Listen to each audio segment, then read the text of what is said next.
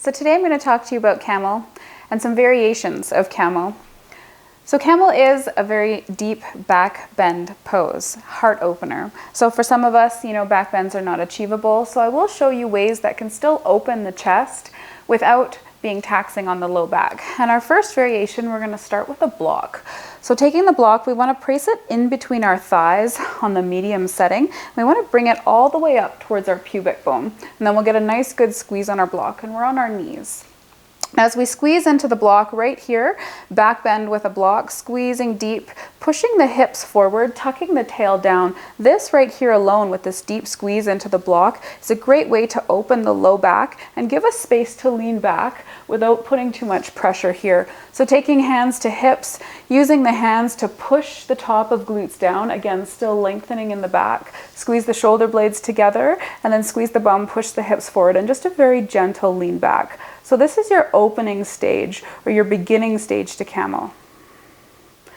And then we can release that. You can choose if you want to keep the block or leave the block.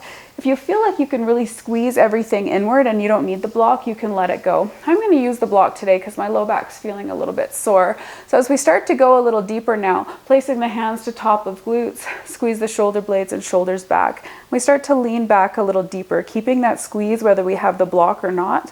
Then we might be able to get one hand down onto heel, lifting up. We might be able to get both hands down onto heel.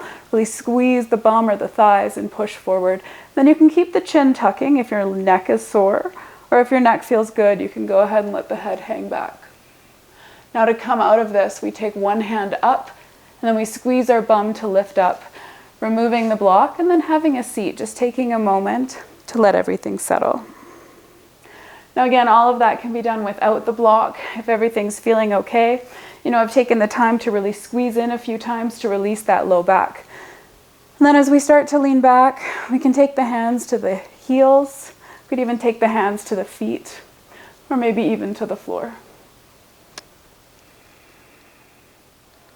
And if you've come down pretty far and you want to come out of this, you can always just bend the knees and bring the bum down and come right into it.